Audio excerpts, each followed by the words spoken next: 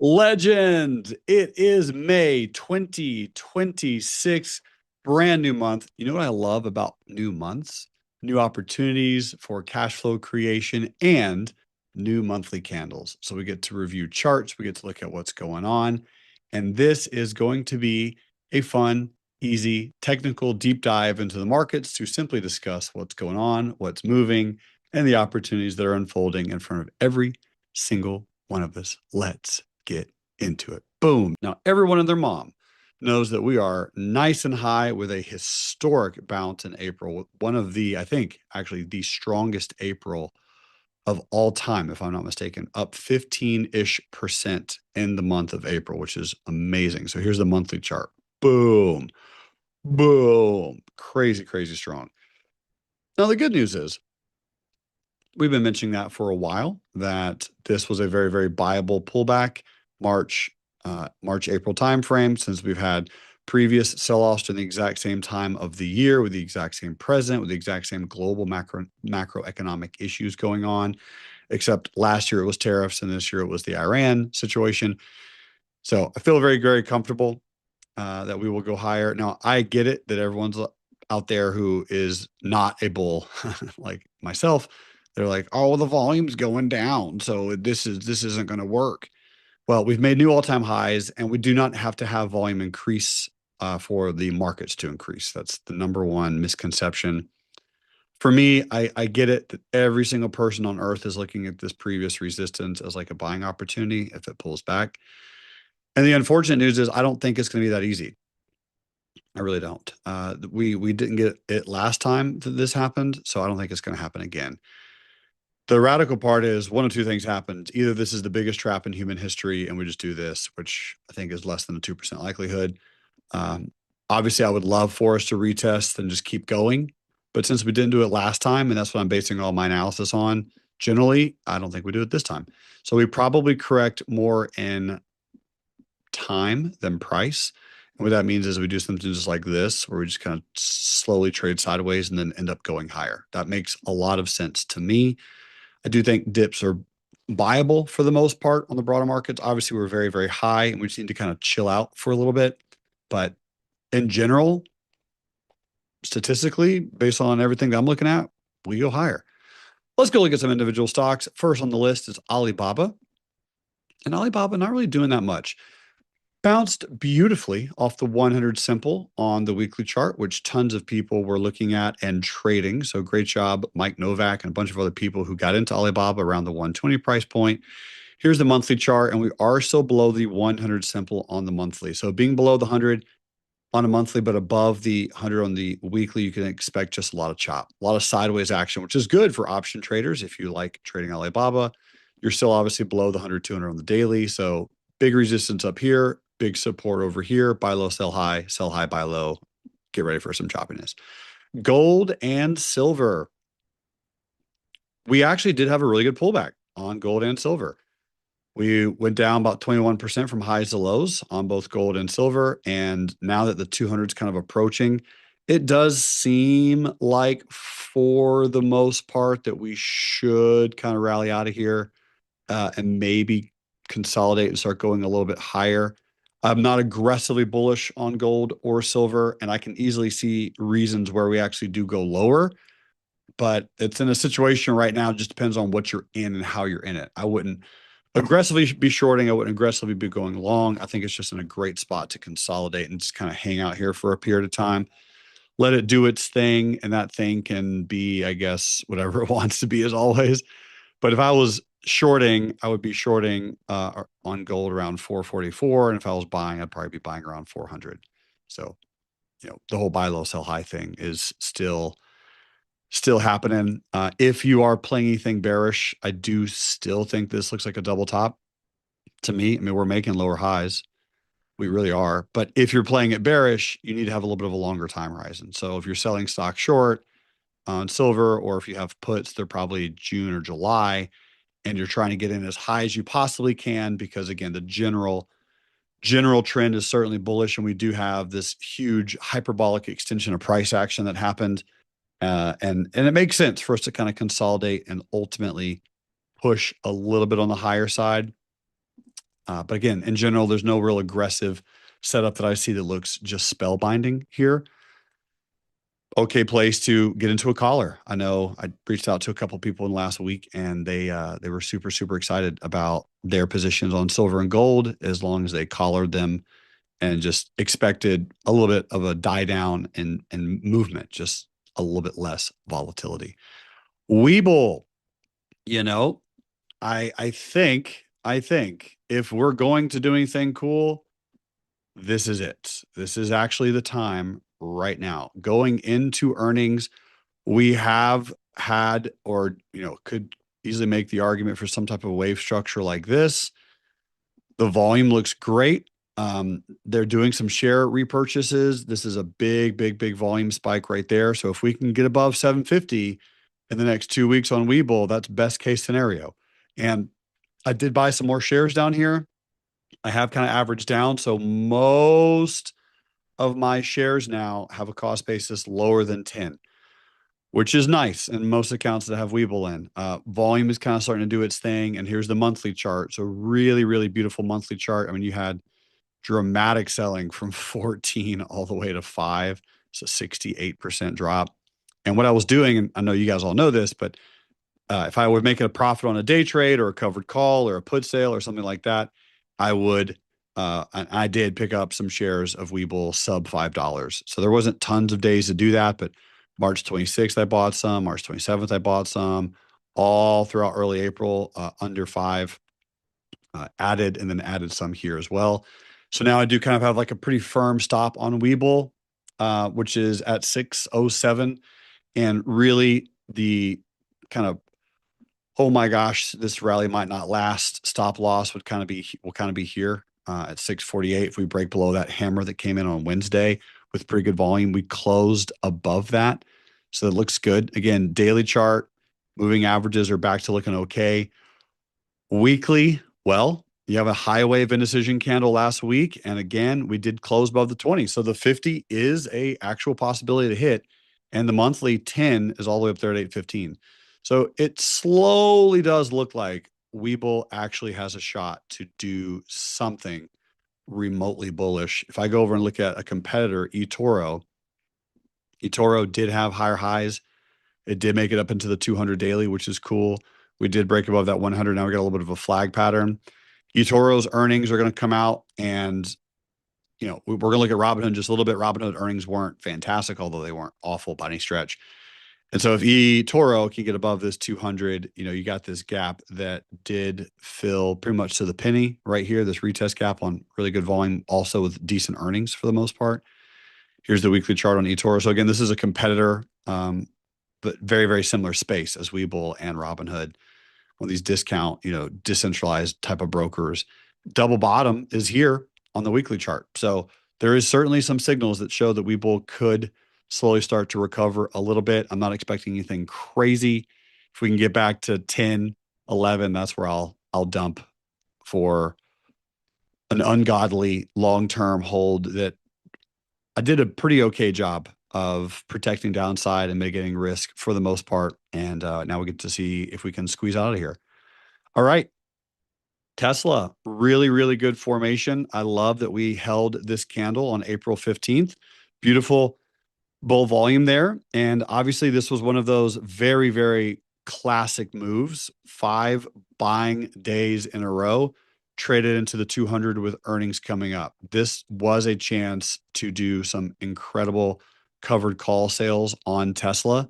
If you are in the realm of selling calls and options against your position, this was a fantastic collar. There was a lot of traders that got into some level of a collar here, protected themselves. The timing on it was perfect, and they decreased their cost basis by bringing in some cash flow. And now the 100, 200 is going to act like a really, really beautiful brick wall. I think we could hit that over the next 3 or 4 or 5 days and just chill again. And then if and when we can break above there, closing above 420 will be best case scenario on Tesla. It doesn't have to happen. I'm not saying that it will, but I do know that the whole Iran situation with oil increasing has made Teslas popular again because, well, you don't have to spend money on gas, and gas has been astronomically higher across the board for almost every state in the US. Interesting little candle that came in. Nothing, overly glaring here. The weekly moving averages, we got a little bit of a battle there. The 10, 20, 50. The monthly, the good news is you're above all the monthly moving averages, and April was a high wave candle, which means we can have an inside month on the month of May, which is awesome for option sellers. And once we can, / if we can get above, Tesla did have a new all-time high. We did have a pullback of 30%. That's very, very common, very natural, very normal. And for the most part, I'm still moderately bullish on Tesla. I don't really see anything massively changing. So up into here, we'll sell some calls. And then when we break above 420, which would be a double bottom, we should start to get a little bit of love again coming in on Tesla. So Robinhood, extremely, extremely interesting price action. Had a phenomenal, phenomenal move here. One of the weaker stocks that's on the S&P 500 right now. And it's really in the do or die spot. I love the fact that Friday we closed above all of this bear volume. We did not do it with an extremely strong candle, but we did close above it. So if we come in here and just look at pure line charts, I mean, we had a nice little bounce. Earnings, they did miss, and I think myself and a lot of other people were relatively surprised by that they missed as bad as they did. But when I say as bad as they did, I mean they missed by 70 million. And the earnings per share, whatever. But I actually like the fact that they have a little bit of a red earnings on the board here. Last time they had bad earnings, quote unquote, they missed by 23 million, was in Q4. And the time before that, it's been a little bit. So having one where people can kind of digest the news, you still have the weekly holding it up. We do need to hold this price this week and next week. There's no world where it's good, in my opinion, for us to close below this candle that came in on the 13th of April that week and or close below the 100 simple. So we do need to hold that. And there's a lot of stocks that are holding. And if Robinhood is one of them, that's kind of best case scenario. We did end with a positive bull candle on the month of April, but again, some pretty strong upper shadows here. So there's still some warning signs on Robinhood. We're not out of the woods yet. However, with all of these stocks in the S&P kind of battling their 100 daily, aka tons of them, right? But just again to mention eToro and Webull, both competitors, Charles Schwab, Interactive Brokers, strong stocks. I think Robinhood can at least make it back up to 80. And if that happens, then I think we can just get into some callers. But to be a bear for a quick second, this is an island reversal right here. So it is a reversal pattern. You have a double gap action at $80. So bull retest gap. This bull retest gap has filled, which is nice. But again, there's a warning signal here. So I have to be aware of that. I have to at least plan on what could happen if we break the 100 on the weekly. But the fact that we're closing above all that bear volume is a good sign. And if we can get some strong closes above 74 this week, ladies and gentlemen, I do think we can hit 80, which is a beautiful cash flow capture. And I think that that's a strong likelihood. Apple dominated, absolutely murdered earnings. Incredible stuff. They did not make a new all-time high. The previous all-time high on Apple is just a few months ago, back in December. We got very close to it, and a bunch of traders out there selling some covered calls on Apple on Friday, which was the perfect time for it. A lot of traders at 295 or 300. And we are working on breaking out of this little triangle-looking pattern that we're in. Amazing shooting star, but with really good volume on both candles. So this one to me does feel like this gap is almost for sure going to fill. Trade back to 265, retest that triangle breakout, and then slowly kind of grind higher. That makes a lot of sense to me on Apple. Again, doesn't mean you have to trade this little move bearish. No, not necessarily. You can just kind of wait for it to come back and look to buy that position. But you are above, right? S&P 500, main leading company, largest company in the world, top 5, above the 100 daily, above the 200 daily. And all the bears out there that are saying volume's not increasing in the markets. There's your volume increase right there. There it is. Apple's volume is coming in strong up here. And again, is this going to be the largest bull trap in human history? It's possible. I doubt it. Anything is doable though. So if I was in shares, yes, I would have some type of collar protection, but I would be adding or buying again down at 263. Google, new all-time high. And again, when you're talking AI stocks, when you're talking, companies that are going to go higher.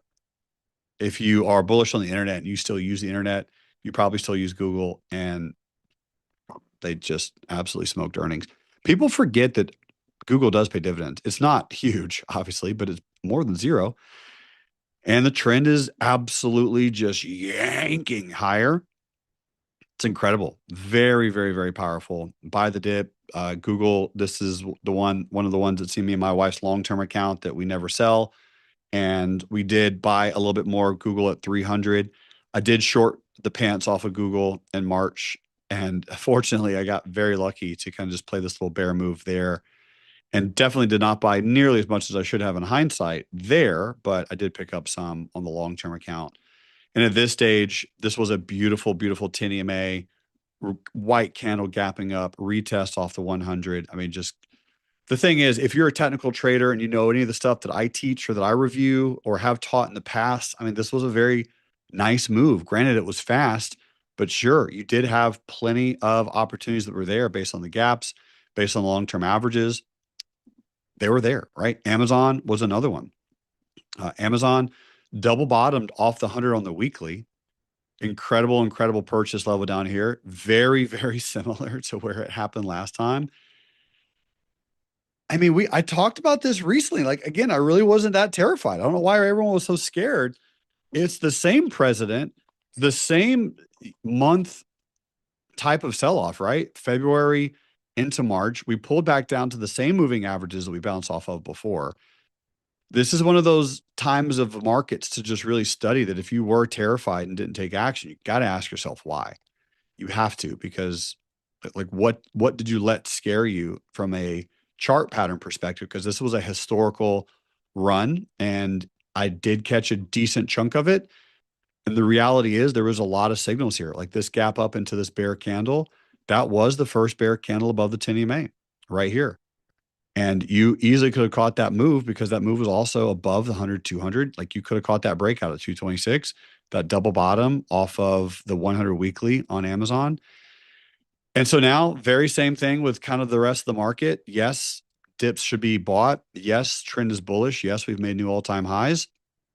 And I know a lot of traders that have some shares of Amazon. They're just doing some covered calls and they're enjoying the ride up. Great job, Spencer Kimball, who really did well on Amazon, and many other traders out there. Beautiful move, beautiful earnings, gorgeous stuff. NVIDIA, I think this is a fantastic pullback. 3 bear candles in a row in an uptrend. Again, 2-day compressionary move right here in early April off of the 100, 200 on NVIDIA. That was a bull candle gapping up. That was a retest gap. There's 2 days worth of retest. You got an inside candle there on April 9th. That breakout was right in front of your face. And we just made a new all-time high. And this is where everyone's like, oh gosh, NVIDIA's going to go to 1 million. Buy low, sell high. That's what some of the stocks are doing right now. They're giving you that opportunity. They're giving that layup. And it did, 3 bull candles in a row at the all-time high, good little compression. These green lines are purchase orders for me. I'm going to kind of play a little bit of a pyramid on NVIDIA, and I do expect some more selling to come in, but I also expect it to go higher as we pull back, head into earnings. This is one that you could pick up some long-term call options on. The overall trend looks nice. I mean, yes, is this a reversal candle? Sure, but we made a new all-time high.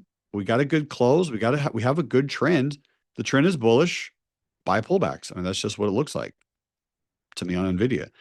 Trade Desk, getting a few people talking about this one. Again, the worst performing stock in the S&P 500 in the last 2-3 years. Stock has just gotten absolutely demoralized, just smoke showed. I mean, incredible breakdown of this $40 support price, but their earnings still look good. I'm very interested to see what they do here, but look at their revenue. I mean, revenue is increasing pretty dramatically. Earnings look, for the most part, fine. I mean, 2026, they had a drop for sure in 2025, but 2026, 27, 28, for the most part, looking at it, it doesn't look terrible. So is this a strong buy down here? I mean, I don't know. The volatility on the stock is incredible. I don't have any position in it. I am going to review it on earnings, but I will say from an upside move potential, there are a few stocks that have gotten so beat up that you're doing a coin flip. Essentially, you're going to the roulette wheel and you're betting that it gaps up on probably 3 of these companies, Trade Desk, Duolingo, and Dutch Bros. If you're buying call options, just hoping that it gaps up, I get it. And that does make sense to me. This was a remarkable bull retest gap into a downtrend, and it just kind of kept going lower.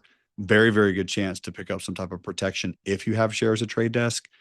But right now, I don't have any position in this one personally. There's a good chance I might throw a risk unit at some out of the money calls just in case it gaps up. It probably won't, but we'll see. This actually is one of my favorite candle patterns. So Tuesday, Wednesday might be a decent day trade. This is a bear candle gapping up into a bear candle. I call that a bear shat pattern. You have yourself a interesting gap right here that hasn't fully perfectly filled yet, or has it? Low 2482. Yep, we did. We filled it. Okay. So a break above there, to me, just, that'd be a break above the 50. Again, not a big move, but I would say 2, 3, 4 days, maybe you capture $2 a share, possibly. If it breaks above that high, gets a little bit of a squeeze going into earnings. We'll see. Duolingo, just deplorable. What a horrendous company. But again, their earnings. This is one that keeps popping up on Twitter all over. They're like, what the heck is going on? Revenue is going higher. And the short answer to me is like, the app sucks. That's the biggest problem with Duolingo. It really just blows. Kind of awful.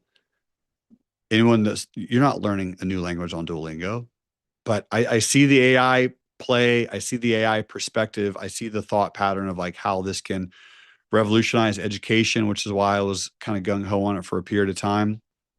But this head and shoulders pattern right here, spelled death. Once you got below the 100 weekly, it just got really, really demoralized. And again, you can still see how perfectly the 100 and 200 acted as a resistance right there. There was the resistance and just kind of kept failing. So this one's also primed to potentially have a good earnings gap up. Will it? Probably not. But this cute little candle in no man's land, you've had a few bears above the 10. This one, this one, this one, this one, this one. So let's see. It'll be a coin flip. Earnings are going to come out early next week. This could be a short squeeze if it does gap up. And again, if you want to go to the casino, Duolingo could be another one. In addition to Dutch Bros. Dutch Bros been hanging out pretty nicely, but Starbucks has been cranking. And Dutch Bros actually made a new low right here and then recovered brilliantly above the 100 weekly, which is super, super nice. It's been compressing for a while. And I know Dutch Bros is potentially considering doing some, sit-down restaurants, some food integration. Right now, a lot of times, most of the stores just do coffee. You got that really, really good descending trend line right there. And you got this previous resistance up here. So the reason this looks interesting is if it does gap up, this is when I am going to take a little bit of a gamble on. I'm going to bet my roulette on Dutch Bros, essentially throwing out some calls out there, because if it opens above 60, it's gone. It's going to go higher. Now, is it going to do that? I don't know. Pure coin flip, but you can easily have a good risk reward there. IONQ, volume, serious volume is coming into this thing. Serious volume. So again, when people are like, the market's not going higher with good volume, it depends on what you're looking at. Some stocks it is. And this one held the weekly 100 really, really beautifully. It did. So previous resistance there. And then you got some support resistance here-ish, which is going to be a very interesting, idea to see what it does. My general thoughts are if it opens below 40, it's going to get smoked on earnings, and it's going to trade right back down to the support resistance and then down to the 100 weekly. So that would be a fun day trade / you could also maybe fade it once it gets down to 33. Potentially, just depends on how it opens. But yeah, if it opened right here at 40, that'd be an absolute just layup. And then same thing with a gap up. If it opens on earnings above 52, it'd be a retest gap. So let it gap up into here and then sell off into that support, old resistance, new support, the 200 on the daily, and then probably just go long because it's at that point going to be above all of its moving averages. Man, I got lucky on this stock pick. Good grief. You guys know I've been kind of talking about TeraWulf for a while. This is a data center play. And the whole reason I've been on this one is because it's just been above all of its averages for quite a while. Now, when I say all of them, I mean, check out the weekly. Beautiful, beautiful little trend there. But this was the big one. The big one was the monthly. It got all these buying candles in a row and then did have some pullbacks November, December, but it was above the monthly 200 and 100, which is by all definitions a strong bull trend. It's been above the weekly long terms, which again, by all definitions has been a bull trend. And if you've been a buyer off of that blue line, good Googa Mooga. This thing has been printing absolute fat stacks of cash. Put sales over and over and over and over on this one have just been payday city. And if you've been buying shares, if you've been buying calls, if you've been getting into collars, doing cover call, literally anything bullish has been working very well on this. And I think it's going to continue. Earnings are not for a ways away now, but if it pulls back, I mean, the opportunities have been maddening. Oscar Health. Wow. Wow. Wow. Wow. Talk about just an insane move. This thing has doubled since March. And if you're like me, you probably stepped in front of a covered call a little too soon on Oscar Health. I'm going to get called away on some of my shares at 15 and 16. It will still be for a profit. We did trade down to the weekly 200. We did bounce off the weekly 200. I did get into some collars here. Again, unfortunately, way, way, way too low and missed out on a decent chunk of this. However, going to win overall, which is always the goal. And I'm interested to see when it comes back to 22. This has been a ripper. And with earnings next week, I'm super excited about it because I would love it to just get smoked on earnings, kind of like Netflix did. Trade down into the 100 weekly, the 200, 100 daily, and then bounce again. That's best case scenario. I don't know if it's going to happen. I mean, it's an AI company. And when, the whole AI thing was happening, like AI is taking over the world. I was like, well, it needs to take over Oscar stock. And it eventually did. The chart patterns in here, though, were really, really remarkable. So this is something that you can back trade. And I did pick up some more shares at 16 for this reason. But again, here's the consolidation. Here's a little breakout right here. It smacks its head into the 200 and 100 weekly. You have a bear shat pattern right there, which is just glorious. Closes above the bear shat. Phenomenal breakout. Bull candle gapping up, retest gap. We opened up here. Everyone sold off. And then the old resistance, AKA the 200 daily and the 100 weekly, became old resistance, new support. That was a buying opportunity at 16 to pick up some more shares, which I did. Or roll a covered call, which I've done on a few positions that was profitable, and it just really, really slayed higher. So super interesting to see what happens on earnings. It'll be very, very fascinating to find out how it plays out. But in general, looks quite delish McGish. Tell me how I know we're like 2000 with the AI, quote unquote, tech bubble. Intel's at all-time highs. You're talking about companies like Intel and Qualcomm and Oracle and IBM and Dell and Hewlett Packard. Like what? Wild, wild earnings. It gapped up into no man's land, had a high wave candle and held the gap. Big, big breakout on the 29th. And it's just been rocketing. I don't know what to do on it up here. I don't have any position on Intel, but it has now made a new all-time high. It has recovered its tech high from 2000 on Intel. Congratulations to anyone who's in that stock. And it seems wild to me to even say it, but yeah, the trend is unquestionably bullish, and you can buy dips on Intel. IBM, just two really good hammer candles down here on earnings. I know Stephen Orr bought a bunch of shares at 225. He was pretty happy with that when this gap down happened. Earnings were, for the most part, pretty okay. And I'm not looking for anything massive to happen on Intel. Really just a trade back up into 245, 246. I said Intel, sorry, IBM. Here's the 100 on the weekly, which will be a nice resistance. And really, this is just some type of support level down here that people are kind of buying it off of for the most part. So if that does break, we have an inside week here. And the trend right now actually is bearish on IBM. So we'll get to see if it actually holds I am in some longs down here, and I'm not expecting anything too incredible to happen. Looking for just a little bit of this gap to fill here, but I'm in some shares. I'll probably be selling those shares around 240 or 244, maybe 247 to lock in that profit. Two other stocks that are war stocks that are down right now pretty dramatically, which I think was kind of probably counterintuitive. I don't have any positions in these at all, but I'm watching to maybe start picking up some because they're just long-term buy and hold. Very, very boring. Now, can you play it on a short-term perspective here also? Maybe. But I think for me, if I was going to play Lockheed, which I very well could, I would just buy some shares on a long-term scale, long-term time frame, and just hold them. The war machine stock that I doubt goes anywhere ever, and that overall goes higher at some point, is at the 100 weekly moving average, which is the spot to buy. If one's going to buy, this is where you got to pick some up. And I guess it just kind of depends on your time frame. That's really going to be it. These two stocks are time frame dependent. Short term, I don't see much, meaning like a quick cash flow creating trade. I mean, you can always sell a put or something whenever you want, but those premiums are kind of gone on both Lockheed and Raytheon.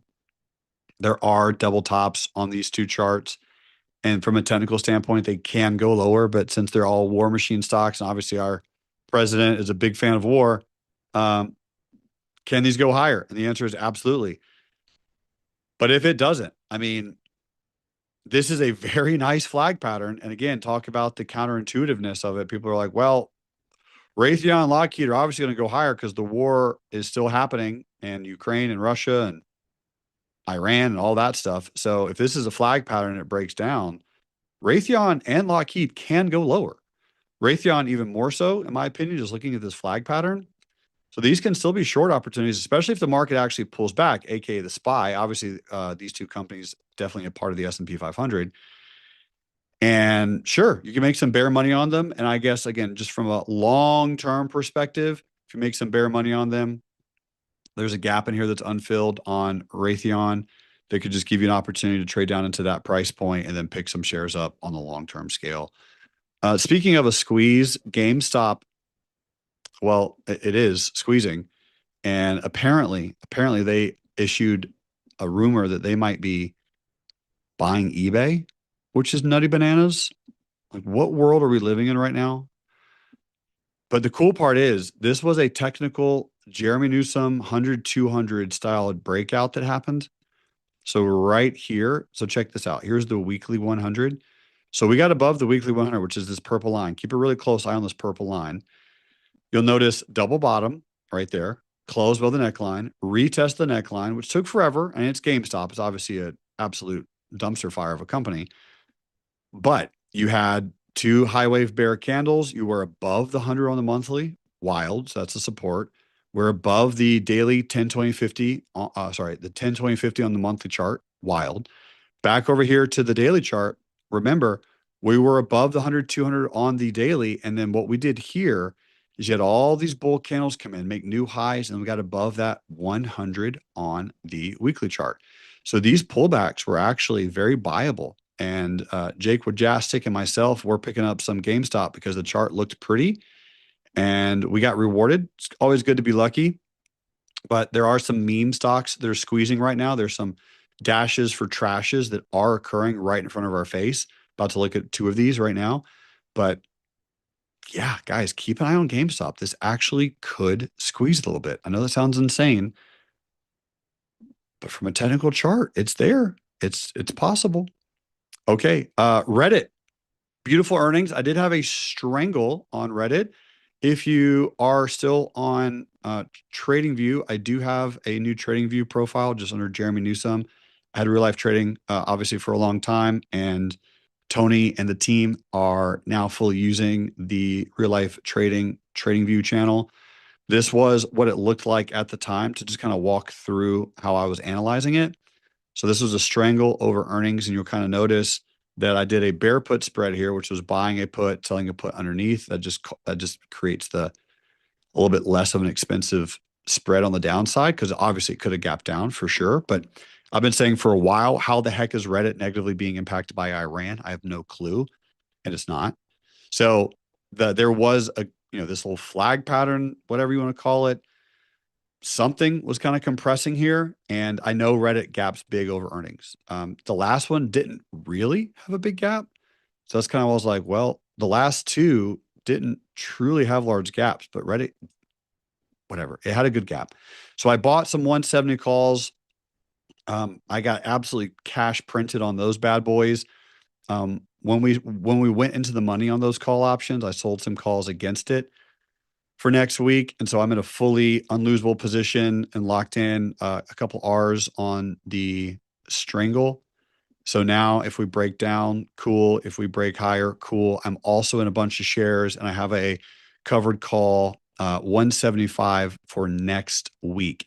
If we break above this high wave candle and we take above the 100, I have no clue why Reddit doesn't go to 195 before June. We'll see if it happens, but this gap, this volume, this candle does look really delightful. Again, we bounce off the weekly 100 nicely. Good volume, nicely. Great earnings, by the way. I've been one of the few people to talk about how good Reddit is fundamentally. And yeah, I think 180 is like a no-brainer. I mean, that's the double top of this. That's the neckline of this double top over here. So getting back up to that, at least that point and price makes sense. I love this high wave candle, and whatever direction this high wave candle gets taken out, I would assume is going to go higher or lower if it closes above or below this upper or lower shadow. So two of the dashes for trashes that are happening. Zoom, phenomenal bear trap here on all this volume. You can see we ended up closing above it. Here, amazing price action. Such a beautiful chart to study. And just notice how this candles move and the 200, 100 move, and we close above it on that day, and then we retest, and there's your bear shat, and there's the gap above it, and there's the three down candles in a row above the 100 simple. Zoom, everyone's still using it. I mean, that's what I'm using to record right now, although I probably shouldn't. And most importantly, look at this 100, 200 cross. That was acting as a support, and Zoom is making a new high. This is a big deal. It's a really big deal. Again, I'm not saying it's going to recover, but there's your 50 on the monthly. We're here at it right now. And so noticing this, if we start tiptoeing above there and compressing above there, there actually is some decent upside on Zoom. There's not a whole lot stopping it. So what will be super nifty is a break above the 50, retest, something like this, a little compression and a push. I don't know. It's worth keeping on your list. And if you are a business owner and you still use Zoom for, meetings and webinars and stuff, and you're paying a subscription like I do, or maybe you're a customer of it, pick up some shares maybe. And then last but not least, Roku, also good earnings. Again, another dash for trash, a company that everyone kind of forgot about is kind of recovering. I mean, 100, 200, like very, very beautiful price action off of that price point. The monthly, look at this. We close above the monthly with a hammer so far. We've only had one day of May, but with this hammer candle and that bear volume where we are at, I would think it'd just be so stunning with almost nothing stopping on the upside, a breakout like that. And the more compression we get, the better, I think, seemingly. No moving averages that I use presently stopping it. If we can get above that 100 monthly, I don't know. Roku looks kind of okay. And again, pretty wild for me to say that, but there are a lot of opportunities that are still out there. There's a lot of movement going on. There's tons of quick cash flow trades that are available to every single one of you. We just got to go study. We got to spend time on the charts. We got to review. We got to go scan. Opportunities are abundant. Money is everywhere. It grows on trees, and it is for you, waiting, saying, please make more of me so that I can be a more impactful tool in your life. Money's not the most important thing in the world, but it is right up there with oxygen. And I hope you've been really enjoying this market. If you got kind of punched because you had a little bit of a bear position, that definitely happened to me as well. So I didn't make as much as I could have made in April, but in general, I feel like I played defense well, lost on every single bear trade, lost on a couple of covered calls, but overall profitable for April, looking for a very profitable May. And I just want you all to know that the more you study, the more you spend time in the charts, the more you look at the candles, and just remember that candlesticks is the language that money speaks. If you want to learn money, learn candles, learn trading. It is to your benefit. And I hope your IRAs are growing. I hope your 401ks are growing. I hope your S&P 500, your Vanguards, your wealth is appreciating and you do feel more wealthy right now, at least looking at it monetarily, because we need it. We need it right now. There's a lot of stuff going on out there in the world, and the world needs you to be the best, richest version of yourself. Love you so much. Thanks for watching this May Trader Recap video. You rock.